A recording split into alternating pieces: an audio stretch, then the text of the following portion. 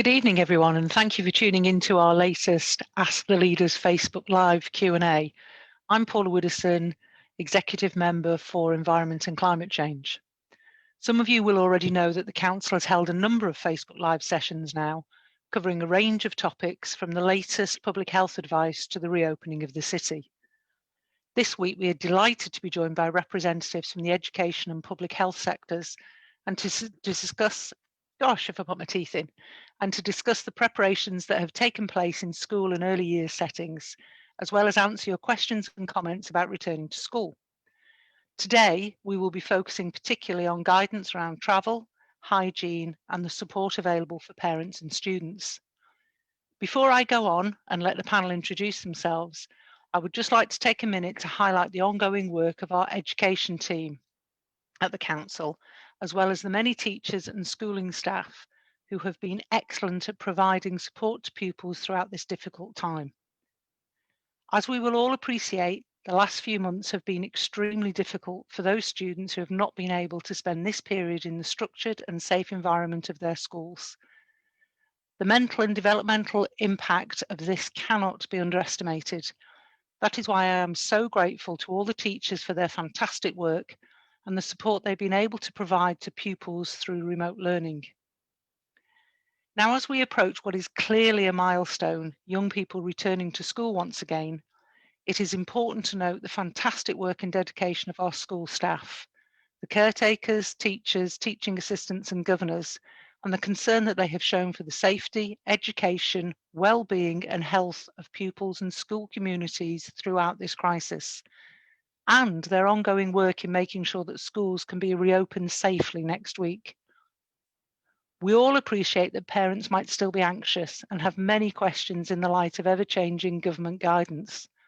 So I am glad that today we will be able to address any concerns and share the progress we have been making throughout the summer, working with public health and educational settings across the city. Just before I move on to introduce our guests, it's vital we remember the power we each have to keep the city safe.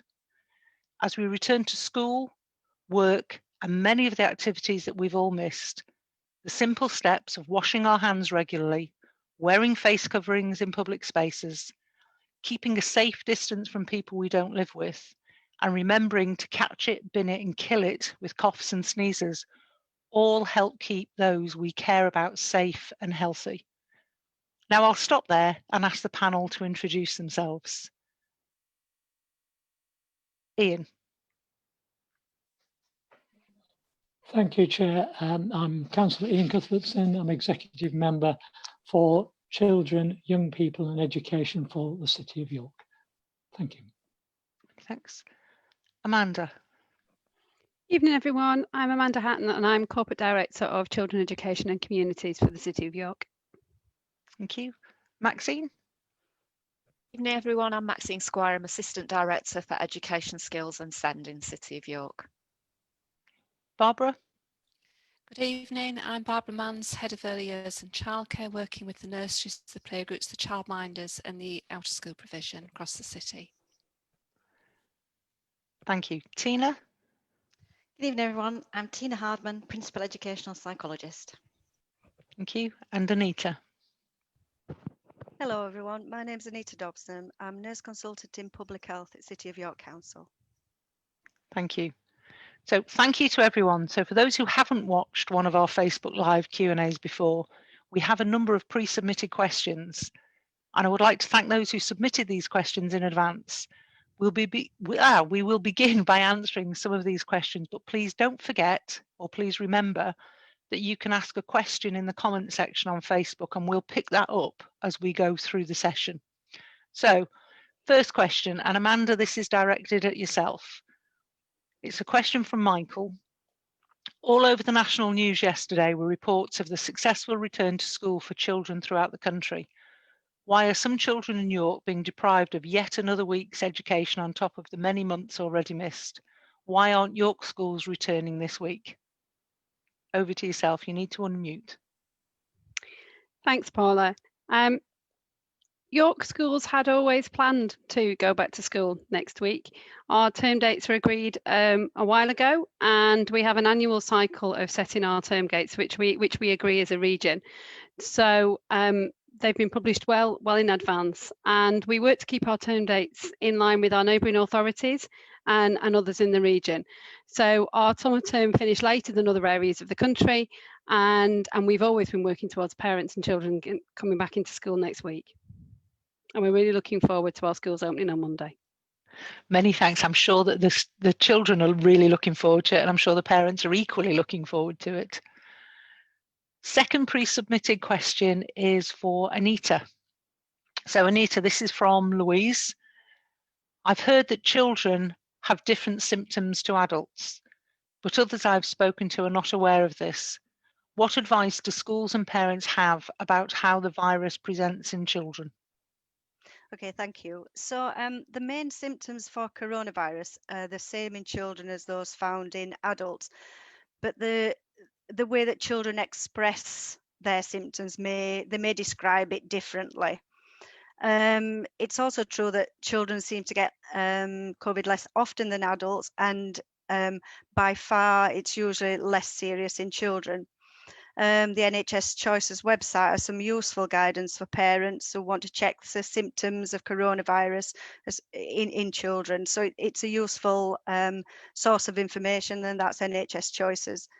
Just to reiterate, the main symptoms of coronavirus are a high temperature, a new continuous cough, and what that means is it's coughing for a lot more than an hour, or 3 or more coughing episodes in 24 hours. So there's a marked increase in coughing. And the thing is, parents know children. Parents know their child better than anyone else. So you'll be able to see a change in a child's behaviour. There's also a change in the loss of sense of smell and taste. Either that's gone altogether, or things taste different. So you might get a child expressing that, oh, I don't like this, or, you know, I can't taste this, something that they usually have to eat or drink. And if your child's got the main symptoms of coronavirus, it's really important that they get a test to check if they have got coronavirus as soon as possible, and to stay at home. Isolate, don't have visitors, and get your test as soon as possible. If you live with anyone in your support bubble, they must also stay at home. So that's about self-isolating if you're in contact with somebody who's got a positive result as well. Parents can get advice from NHS 111 if they're worried about their child, and that is if they're worried about any symptoms in children. We know that children get ill very quickly, they get better very quickly, but in that meantime, you know, it's a worrying time. So if you're worried about your child being ill with anything, please seek medical advice. Forgot to unmute myself there. Many thanks, Anita. Just building on the testing, what's the best way to go about getting a test? You can get a test by ringing 119, or indeed if you ring 111, they'll advise you. Okay, and does that mean it would also include the drive-throughs that we've got? Yeah, so they'll be able to get a drive-through appointment. Okay, thank you ever so much. But stay unmuted, because the next one's for you as well. You're obviously a very popular person this evening. You're the one in the driving seat. It's the people think I'm from EastEnders. That's what it is. I'm not. Well, you just have to buy the drinks later. Okay. So this is from Sean. So her question is, with primary school children going back to school, there is inevitably going to be a rise in colds and winter bugs as they all start mixing again. Can you confirm that there will be guidance for schools and parents about sending children to school and them not being sent home and asked to have a test, isolate with cold symptoms? Okay, I think it ties into the previous answer really. First of all, we shouldn't be sending children to school if we think they've got COVID symptoms. That's the first thing. You should follow the advice, isolate, get tested. But you're right, as we move into that winter period, what we have to differentiate is that the symptoms of COVID are not the symptoms of a common cold. It's not about having a runny nose. It's the symptoms that I described. But if your child has got a cold and they have a temperature and a runny nose, don't send them to school, because we know that common colds circulate very, very quickly as well. The advice for schools, if a child's presenting with symptoms that are COVID-like in school, we've got a very clear process for schools to follow. And the child will be isolated and will be asked to be taken home, and they'll be isolated, not isolated on their own, there'll be somebody with them, don't get me wrong, but you know, the parent or carer will receive a phone call or be getting in touch with to ask to take the child home and seek medical advice and get tested. So the other thing about children and going back to school is I would like to reiterate here that it's really important for children to be up to date with all the childhood vaccinations as well as they come back into school. No, and that's a very good point, making sure that everybody's had the vaccine so that at least we're minimising any of the risk to anybody within the population. It's not just the person who gets the vaccine, it's the fact that it protects everybody else around them. That's really, right. really good point to have made That's there, right. Anita. Right, well, you're off the hook for the next one. The next one is Maxine.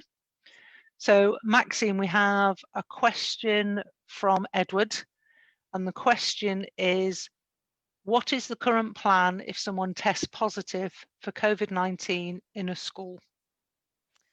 Okay, so the as Anita's just referenced, schools have been provided with a standard operating procedure that walks them through how to deal with positive tests in schools.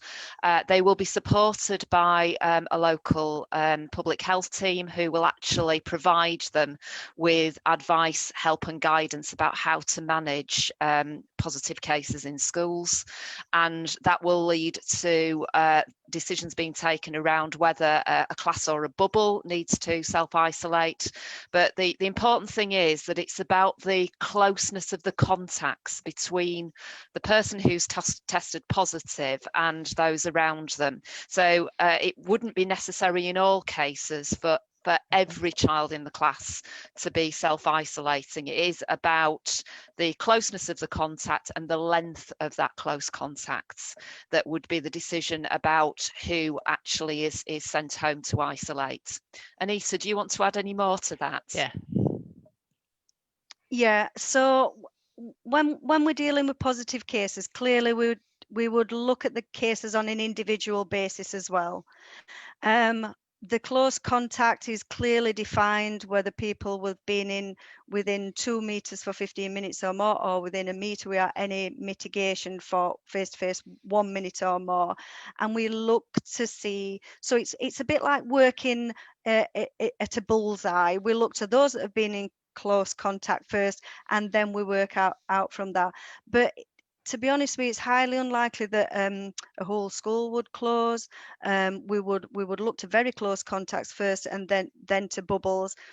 We work in conjunction very, very closely with Public Health England, and like I said, we would take each individual case on each individual setting and look at that in close detail, and we work on the actions that need to be taken. We respond very quickly to these scenarios, and this is about mitigating risk. It's about containment and then mitigating wider risk, and we have got a very tried and tested methodology of reducing the risk of communicable disease, and we follow that very closely.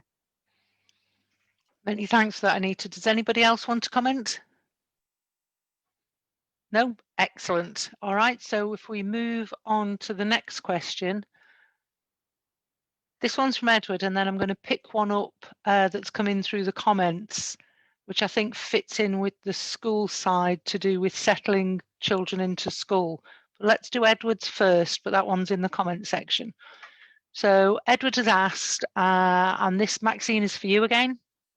Whilst the Outbreak Management Advisory Board can only advise local schools on opening and closing, how much confidence does the council have that all schools maintained an academy will follow its guidance? just to reassure everybody, we've got a lot of confidence in that. Throughout the period of the pandemic, the York Schools and Academies Board have been meeting 3 times a week with council officers. They have agreed joint communications for across the school system. They very closely follow the advice that colleagues like Anita give them. They are not wanting to act on their own. They are very, very definitely wanting to take on board the advice that they're provided with locally, because we can help them also to interpret the national guidance that comes out from the Department for Education. The department also encourages them to work with their local authority, and it is a requirement that they do so, which has been set by national government. Again, the messages are very, very clear. But regardless of that, in York, we have a very, very strong partnership with schools. And head teachers are working very closely together to share practice around how they've been preparing their schools over the summer for the return.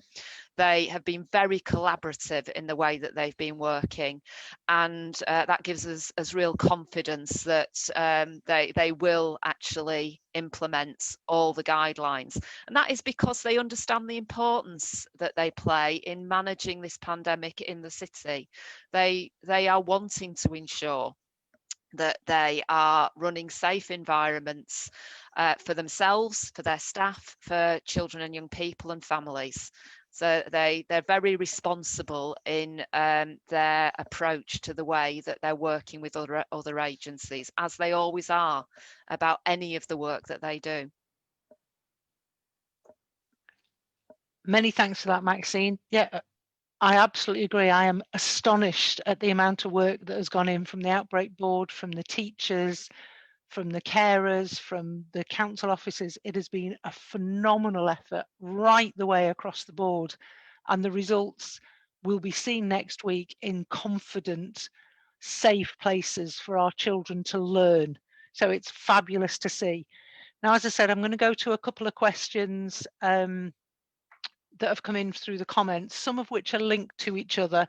So bear with me if I kind of go a little bit off piste. Tina and Barbara, I think the first one is kind of in your ballpark. So there's a question from Charlie. What advice for parents of shy, nervous children starting school without a settling in session do we have? And what advice if they are reluctant to go into the building? Shall I start with Tina, purely because you're underneath me in the Facebook pages? Well, I think there's always going to be children that are shy and nervous about going to school, and there may be some children who are more so at the moment. That's understandable. I think it's important to see that as part of the natural and the normal reaction that children might have. So it will be about introducing small steps. It might be that actually initially, the teacher would come out and greet the child and actually take them in rather than coming in with their peers, etc. I think most schools will be reluctant to allow parents to have too much contact with all the children. So that makes things a little bit more tricky, because normally schools would probably invite parents in with their child.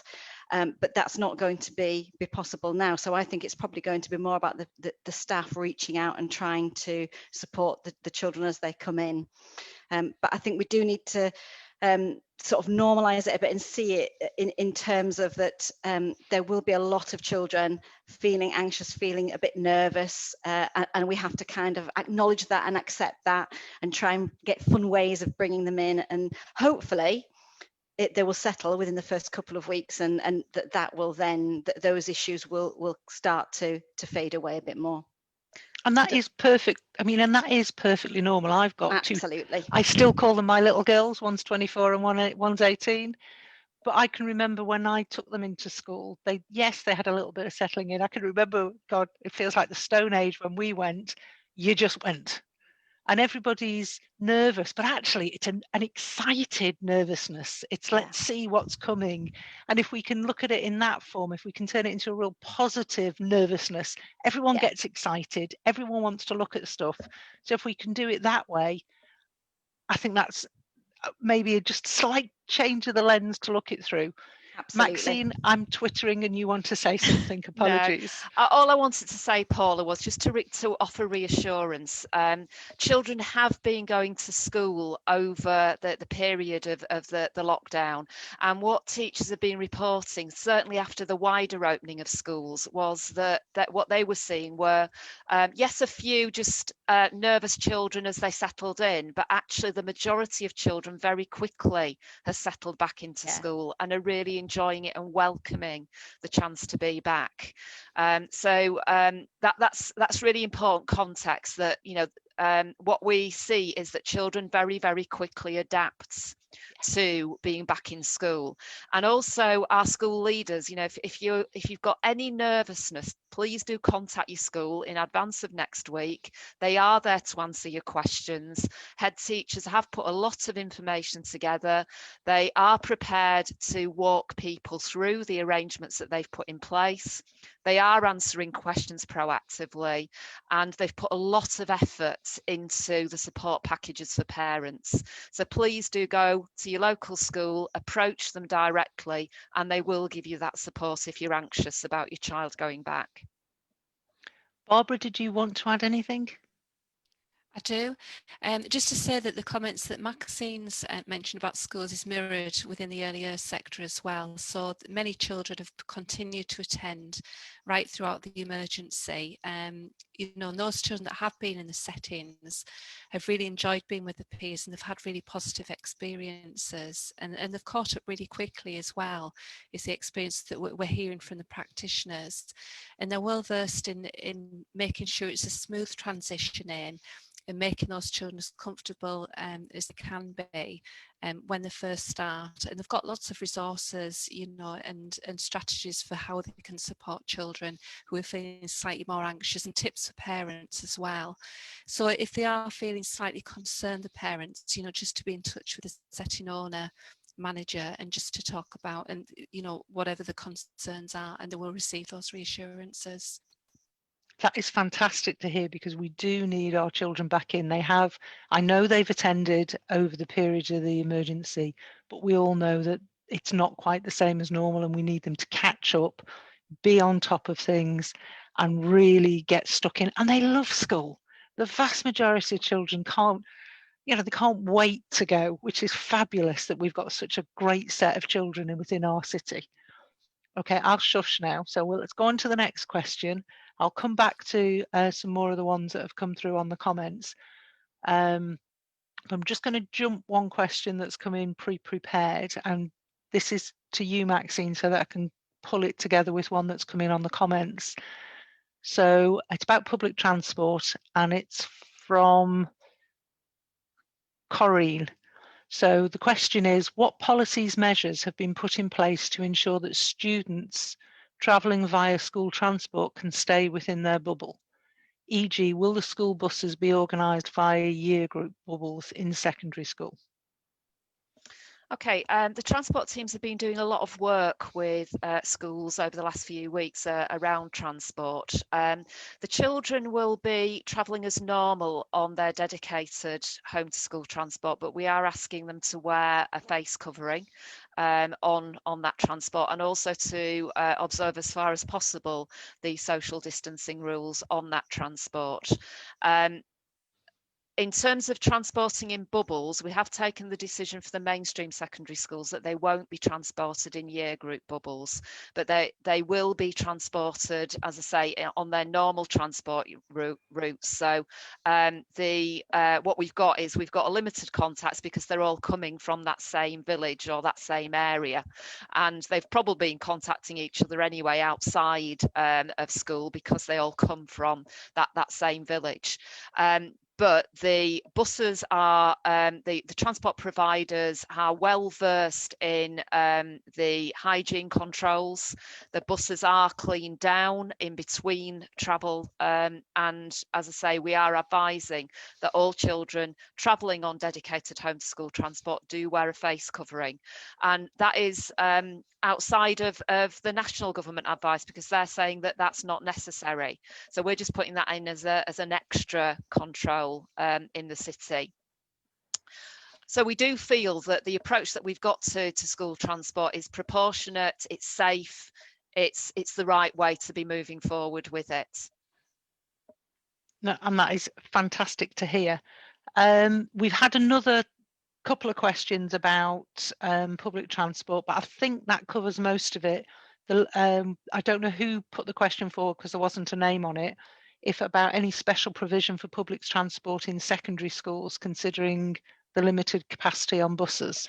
Yeah, anything more to add? Yes, we've had a look at routes where we know there is going to be potential pressure on the public transport system, because we know that 2 of our secondary schools do rely heavily on children coming in on public transport routes, and so first are putting on some additional buses to allow that to actually happen and to put additional capacity into the system. And they're buses that will go into Joseph Rowntree and Huntington, so there will be additional routes in place for them. Fantastic, thank you ever so much for that. The final one that I've got on from the comment section is, and it just goes back to something you said a little bit earlier, Maxine, and I'm sure Anita and Barbara have got comments that they would like to make about this as well, is about face coverings, and are they mandatory in school, and if not, why are they not mandatory? So Maxine, if I start with yourself again. Yeah, and I know Anita will want to add to this, but we have looked at national guidelines, obviously, and World Health Organization guidelines, and the DPH, Sharon Stoltz, is strongly recommending that they are worn in areas, in communal areas in secondary schools, and that advice has gone out to secondary head teachers today. To be honest, all our secondary head teachers were going to allow their use anyway if young people wanted to wear them, as they were saying the same thing for their staff as well. But we are just putting out that additional bit of advice, that we do feel that the evidence and the guidance that's been recently released is saying that it's just a good extra precaution. There is no need to wear them, though, in a classroom. In fact, it would be very uncomfortable to do so and would interfere with learning. And the reason why it's not as necessary in a classroom is because the children are staying together with the same contact group. They also are facing forwards. So our classrooms now look very, very different to the way they looked pre-COVID. So children aren't going to be sitting together on group tables. It has gone back to desks in lines with all children facing forward. And they are socially distanced desks. So there is no This is like when I was at school. It is, yeah. This is like when we were in rows. We didn't, you know, they've got blackboards and iPads. We had slates, but you know, this is like us. So in rows, facing forward to the teacher. Yeah, okay. and so that is the safest way for children to sit in the classroom. They are distanced. They're not they are not close enough to each other to spread the virus by coughing or sneezing on each other. So there's no need to be wearing the face covering in the classroom. It's good to hear, Anita. Yeah, I mean, thanks has to go out to everybody in York, every resident in York. You know, it feels like everybody's doing their bit to keep York a safe place for children, a safe place to live and work. And the strong recommendation from Sharon Stoltz for children to wear face coverings in communal areas in school is just building on that that goodwill and cooperation from the whole population. It's another small step that can be done. York in itself's got a low circulating COVID at the moment, and we'd like to keep it this way or improve on it. And by doing small steps like this, because face coverings now, we see people out and about in face coverings. It's not a new thing. It's not alien to do. And if we can just ask for small steps to be done, the accumulation of marginal gains. So if you can do something as a small step, those small gains add up to big gains. And that's what we're seeing across York. people are following guidance and making those small changes, and for pupils to wear face coverings in communal areas is another small step that we can all do and all encourage, that will keep the circulating virus down in York. So it's a small thing to ask, and again, you can make it a fun thing in school. You know, get children to design a face mask, so long as it's not too outrageous, and ed teachers and teachers are happy with it. We don't want any naughtiness on face masks, but you know, get involved and make it fun and interactive. But it's those small steps that's helping to keep everyone safe. So from a public health point of view, thank you to everyone. Thank you, you're doing great, keep it up. Okay, thank you ever so much for that. I've got a slightly different question that I missed earlier, so apologies. This is a question from Rachel. She's looking to understand what support's in place for children's mental health when they return to school. And there was also a similar question from another lady asking, what advice have we got for supporting vulnerable students, such as SEND, that are coming back to school? Is that, should we start with you, Tina? Absolutely, yeah. The schools have lots of support in place themselves for children returning who might either be vulnerable learners or have mental health issues, or indeed SEND. They have pastoral staff, and they have staff that are called ELSAs, which are emotional literacy support assistants. They're members of the school staff, and they have had a 6-day sort of training course from the Ed Psych service, in which they've looked at a whole range of issues around emotional resilience and trauma and informed approaches, and it's a package of support that they've received so that they can then support children who are going back into schools. We also do have for staff in schools, the Ed Psych service have produced some e-modules, they're called, which are basically narrated PowerPoints on some of the key issues that might have cropped up. So there's one on staff well-being as well as children's well-being. If you haven't got your staff mentally well and healthy, then you know they need to be in that good place to be able to support children. There's trauma and stress. We've got an e-module on emotional resilience. We've got one emotion coaching, which is a specific kind of technique that you can use with children. Sorry, I'm just going to move because my battery's run out. And we've got and we've got those as e-modules that the schools can access quite easily on the York Education website. We also, additionally, we have booklets that match those e-modules as well. So there's booklets on helping children to transition back into school. And that includes the kind of psychological models that they want to use to underpin the nurturing models, the ways of working which would be supporting their well-being initially, so that they can then reach their academic potential once that once you've got them back and settled and they're calm and sorted and feel comfortable. For parents, we also have a helpline that we've set up. So the helpline runs on a Wednesday morning, 8 till 11:30, and that's for parents, carers and professionals. And we have had some professionals ring too. And that is manned by the Ed Psych service, who work on a rota.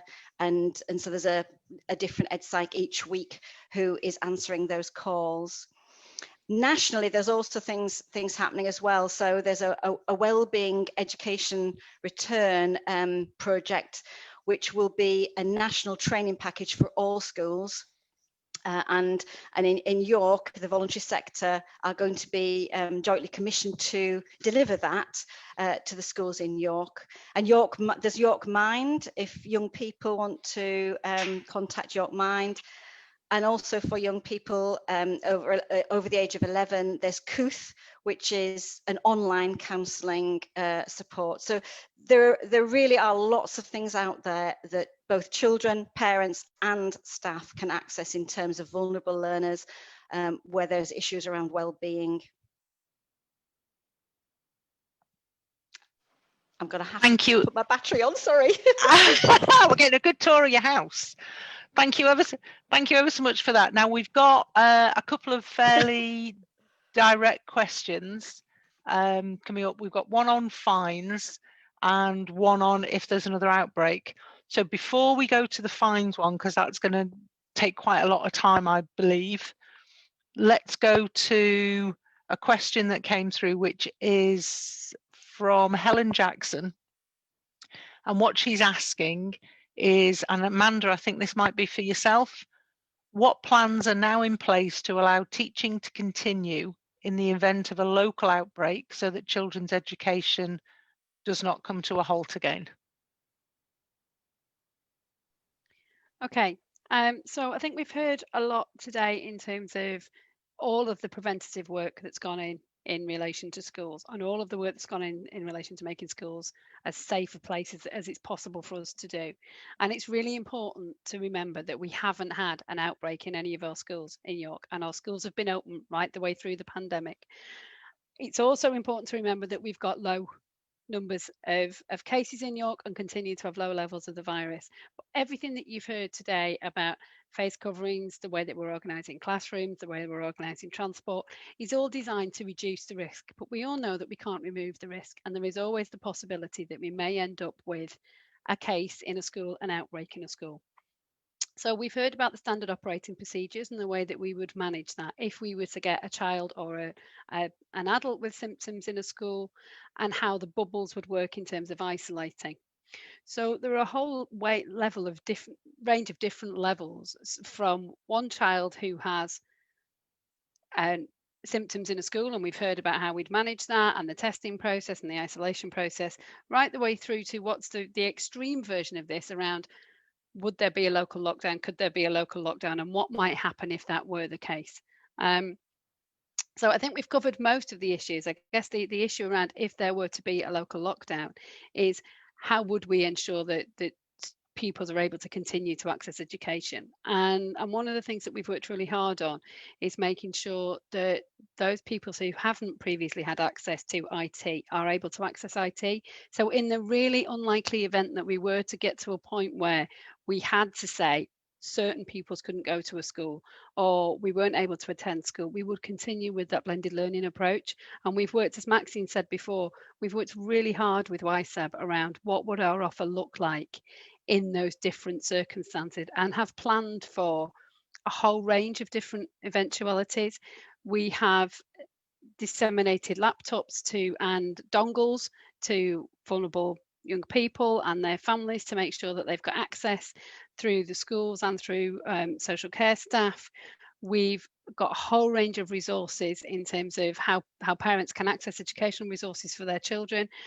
And we've thought about how we would support any online learning that we may need to move to for a very focused period of time. But I think what it's important to remember is, exactly as I said at the beginning, we've got low cases in York. We've not had an outbreak in a school in York. We are putting everything we possibly can do to mean that we won't have an outbreak in a school in York. And if all of us act responsibly, as we've all heard, and as we've all been doing, we'll continue to make the city as safe as it possibly can be, and children can access what will feel like the most normal education package they're able to access. And that's what's really important now.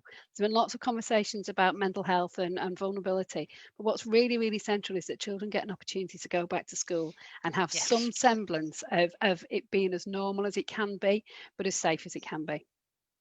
Absolutely, Amanda, and I can't underline that enough. York is one of the safest places in the UK to be. I don't know about the rest of Europe because they do their stats differently. We are hideously responsible. All the stats that we get from Google, all the stats that we get from the government, we are following the government guidelines without getting too precious about it. So it is fabulous, and the children need to go back to school, and the teachers are delighted to see them and have got all the preparations in place. So that is fantastic to hear. Thank you. Ian, the next question is for yourself. This is from Corinne. So given the prospect, it changes the topic slightly and changes the tone slightly. Given the prospect of job losses across the city, the increase of both formal and informal food bank usage I'm assuming within the City of York, or will the City of York seek to ease the burden and worry of potential fines levied against frightened parents and revoke the threat of punitive fines? Yeah, thank you, Paula. I think the first thing that's important to note is that York sees the possibility of having to fine parents as an absolute last resort. Our record nationally is incredibly low. We are right at the bottom of probably in the bottom 25 or 30 local authorities for the numbers of fines that we've issued, certainly over the last 5 or 6 years. And the Chief Medical Officer himself recently highlighted this one Saturday afternoon, I think probably 2 or 3 weeks ago, when he stressed, and I don't think I've ever heard him speak quite so strongly, how important it is that children and young people get back into school or college, both for their education and for their well-being. So he definitely didn't use threatening terms there. He was promoting the health and well-being of children and staff as our top priority, both nationally and of course here in York, as you've already heard. So we continue to work, as we have done throughout the lockdown of the pandemic, with schools and academies and the York Schools and Academies Board and the local authority in a very cooperative way of working to ensure that we have the best possible arrangements, again, as you've already heard, in place for our young people to return safely to school in September. And we work very hard with head teachers to encourage good attendance, and we only process requests to fine parents if all other interventions have failed. And that's resulted in that very low number of prosecutions than is otherwise the case nationally. So in September, our approach won't change. We will work hard, as we have done, with head teachers to encourage good attendance, and they will be working hard too. And that's really important to get that point in. They are not interested in getting children excluded from their schools or fined for non-attendance. They want their children to be in and learning and, how can I put it, improving their mental health, improving their learning capacity. And so we'll continuing to emphasize the benefits of good attendance for both children and young people. And that's been the case since the 1996 Education Act, which implemented fines, was actually finalised shortly after it was passed. So we won't be approving requests to fine parents unless the school is able to demonstrate that it's engaged with them and tried a wide range of interventions beforehand. I'm sorry if that's a bit of a long answer. I've got a couple of other paragraphs in my notes here, but we'll leave it for the moment. I don't think that's a long answer. What I heard was very, very, very last resort. And actually, yeah. I don't know how many thousands of local councils there are, and we're in the bottom 10, 20, 30 of them. Amanda, do you have anything to add, or do you want me to move on to the next question? No, I just think to reinforce what Councillor Cuthbertson has just said, you know, access to a good education is life transforming for all of us. You know, many of us are sitting here today because we had access to a really good education, and you know, and have the privilege of doing these jobs as a consequence of that. So I think you've heard a lot again during this meeting about how we are working really hard to make schools as safe as possible. So I would say to those nervous parents, you know, talk to your schools. Absolutely have that conversation, as Maxine said, with the head teachers, but know that the best and safest thing for your children is to get them back to school, and the best thing you can do for their life chances is to get them back to school in as normal a way and as quickly as we can do. So if you are anxious, please talk to people. Don't feel that you can't do that, but really do support your children back to school where you can. No, absolutely agree with that. It's, for me, you know, I'm one of the first people in our family to actually go to higher education. So it's critical that we get the children there so that they can have the opportunities that the rest of us have enjoyed. Barbara, got a question for yourself. I know that there's an awful lot of work going on across the city, Could you speak to the work that has taken place in adapting the early years settings to keeping children and staff safe? Because, you know, when we look at little children, we think they'll lick each other, never mind everything else that's going on. So could you fill us in on that? You need to unmute yourself. Hold on. Miguel, you're fine now. Right. Yes, as Anita was saying, you can only minimise the risk, so you can't completely eliminate all the risk for, especially for small children as well. But what the providers have been doing is carrying out very robust risk assessments for how they're going to keep the children safe. So they've been looking at really practical ways about how they can keep the children safe, thinking about sort of the entrances in and out and the exits, and keeping the resources separate and having different bags for the children so they've got their own resources to go to, and they haven't been bringing in their teddy bears like they would normally do, but they'll have their own bag there that they can access, and they'll stay within their own bubbles as well of those small groups of children, and they're using resources in a different way. They might not be using the Play-Doh that they would have been doing previously, or using sand in the same way, but there are lots of other exciting resources that they can use. And some of the feedback that we've had is that children are really adapting to the new way, the new normal really, and they're the ones that are saying, well, we need to do this first, we need to wash our hands, so they're really taking it on board, embracing keeping each other safe as well. So there's lots of work and lots of robust risk assessments that are taking place, and that's to reassure parents, but also to reassure the staff that are working with those children as well. Thank you. That's really good to hear that, Barbara, because, you just look at the little ones flittering around and you wonder what it is they are going to do or what they're not going to do. Anita, have you got any comments to make? Yeah, just a couple of things. As we know, children can be slippery little suckers at times, and they'll go off and get into all sorts of mischief. But it's about adults taking some responsibility as well, trying to think 2 steps in front of those little darlings, because do you know what? Kids are just absolutely fabulous, and they'll explore things that we've not thought about. So for adults to take some responsibility and think 2 steps in front, what is it that they're going to? It's like any other safety measure when children are growing up and exploring. But you're absolutely right, Barbara. If we're doing something wrong, they're also the first ones to pull us up as well. And don't underestimate small children. They will voice it loud and proud, won't they, if they think we're doing something wrong. So we want to work together with children. They'll see things that we don't, but we've got to be 2 steps in front as well. And I think the evidence shows that we're doing that. Again, I reiterate, very low coronavirus in York. We're all doing our bit. And it's about making it fun for children, especially small children, because don't forget, when we think about the length of time we've been in this pandemic, for a small child, that's a huge proportion of their life. And it is their norm.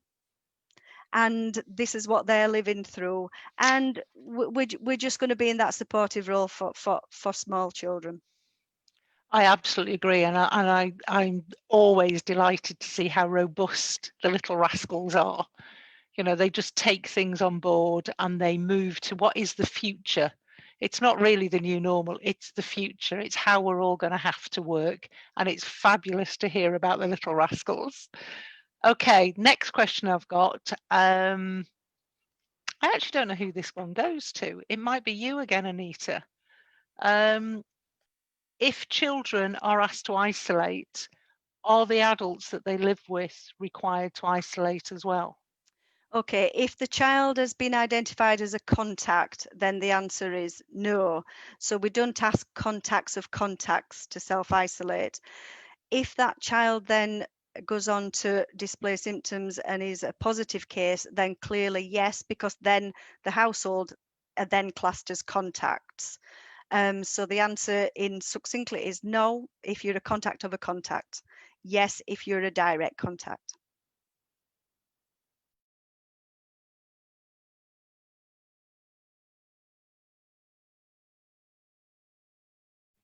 Would help if I unmuted myself, wouldn't it? That what I was saying was that was what I was going to ask, because knowing how many different people that you meet, it's where do you draw the line? So thank you for the clarity on that. We have a question from Suzanne from the comment section on Facebook. I think Maxine or Amanda, this question is for yourself. Decide which one of you wants to take it first. It's about what makes the risk assessments in schools robust. Maybe we need to go through some of the processes. Is that yours, Maxine? Yeah, sure. I can start it, and I'm sure Amanda would want to add to it. As we've been saying throughout, one of the things that we start with is the fact that through a risk assessment, what you're trying to do is put in mitigating actions which are there to reduce the risk. We can't actually eliminate the risk of coronavirus, but what we're doing is we're looking at what reasonable actions can you take to minimise the chance, first of getting it, and then secondly of spreading it. Now, in York schools, what they've been doing is they've been following advice from health and safety professionals who have provided them with some of the reasonable mitigating actions that they can put in place, following the national guidance and interpreting that national guidance down to whole school and individual classroom level. So some of that is the first thing that is the most useful way of mitigating the risk, and the most robust way of mitigating the risk is making sure that personal hygiene, particularly washing your hands with soap and water at every opportunity, is put in place. So our schools have been putting in additional hand washing stations where they physically can't put in more taps, water and soap. They have made sure that there is access to hand gel inside classrooms and sanitizer wherever that's necessary. They've also obviously been ensuring that they are limiting the amount of contacts that groups of both adults and young people have when they're physically on the school site. So that means observing the social distancing rules when they're in classrooms, making sure, as we've said, that they are not sitting people in groups, that people are facing forward, because it's better to cough at somebody's back than at their face. And where they are in areas where they can't observe those rules, as we've been saying in secondary schools, then using face coverings as they're moving between areas or they're in a communal setting. Schools aren't doing things like having large gatherings, so they're not expecting whole year groups to go into things like assembly. They're thinking of different ways of delivering that whole class assembly or act of worship. And sometimes they're doing that remotely where that's possible, but they're also limiting the groupings that are in those events, so that you're not mixing with people other than the bubble that you're in. So they've been putting in an awful lot of work around how they can make it as safe as possible. There's a lot of tape down in classrooms and in corridors. So I think we've cornered the market in marking things out in terms of tape. That's gone outside into social areas. So it's very, very clear demarcation of where you can go and the spaces that you're using and how you use them. So head teachers have literally spent hours and hours developing detailed written guidance for their staff about how to operate around the school. And that's part of the mitigation and the risk assessment. One of our academy trusts has bought every member of staff a visor. Not that they're insisting on their use, but they're just making them available if people feel that would be useful to use. So, as I said, they've been provided with lots of information about how to mitigate those risks. And what makes it robust is the following of the available advice, both from national government and from local public health officials. And they've been doing that to the letter. That's fantastic, Maxine, and a really good detailed answer. Thank you ever so much. I've got one very specific question, It's from a resident that lives in Tank Hall and is concerned about how you get a bus from Tank Hall to All Saints, and where they could find out. Resident called Cllr.